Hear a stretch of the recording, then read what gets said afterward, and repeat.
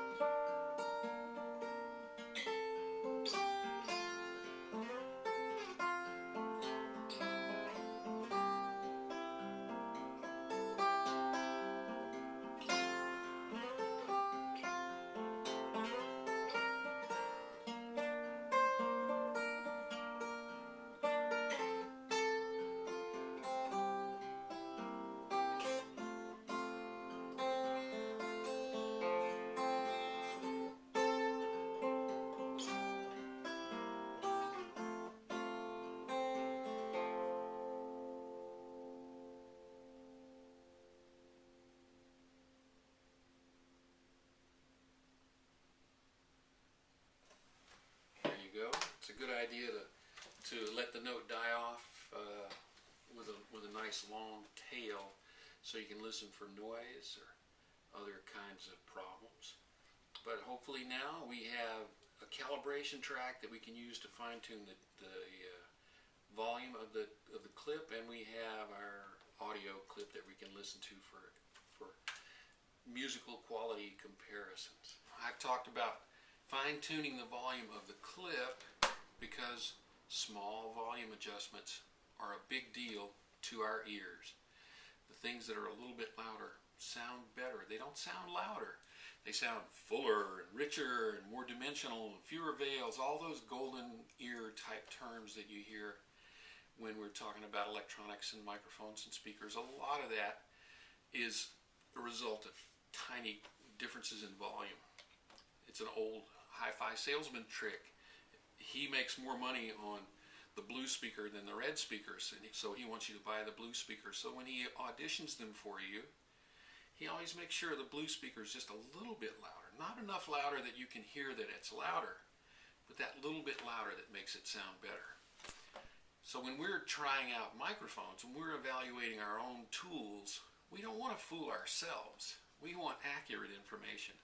So we need to be careful to adjust volumes. Otherwise, we get bad info.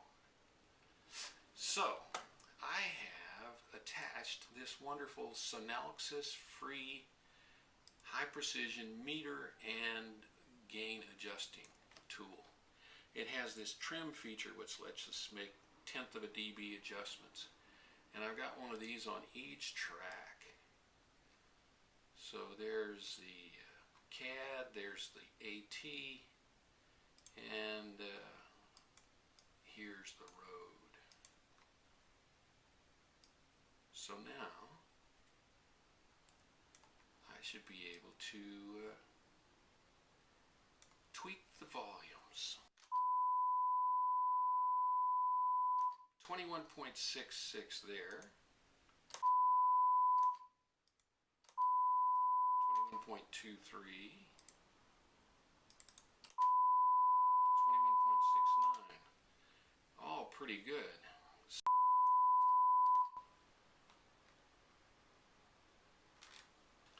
Well, I think we're going to be happy with that. So now, those tracks each have that volume adjustment made, and that will apply, since they're on the same track, to the clip that we just created.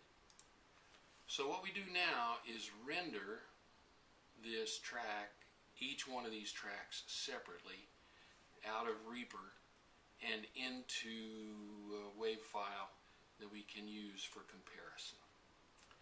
So all we do to do that is solo the track that we want to capture, and we also, since we don't want the whole thing, we'll make a time selection from here to here,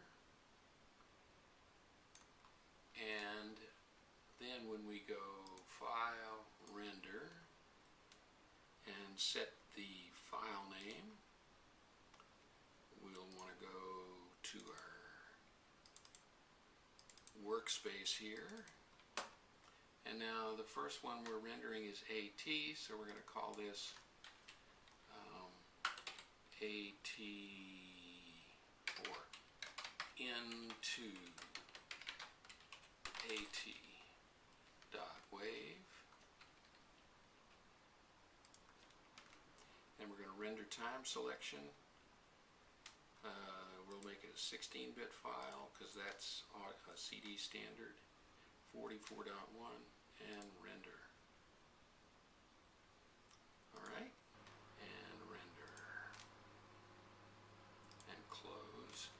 So there we have it. We now have our 3 test clips from our 3 microphones, and we think we have the volume levels set very precisely so that when we listen back to them, we'll be hearing the differences in the microphones, not the differences in placement, differences in performance, or the differences in volume.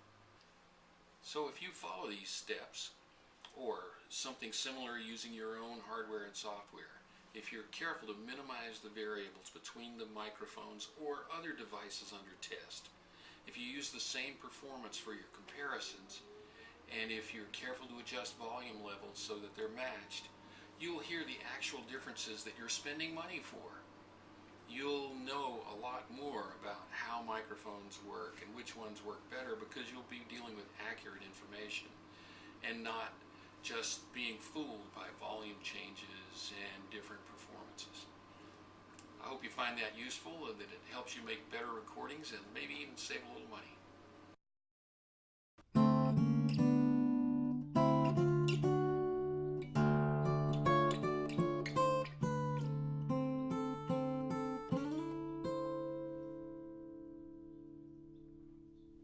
Please visit us at www.homebrewedmusic.com.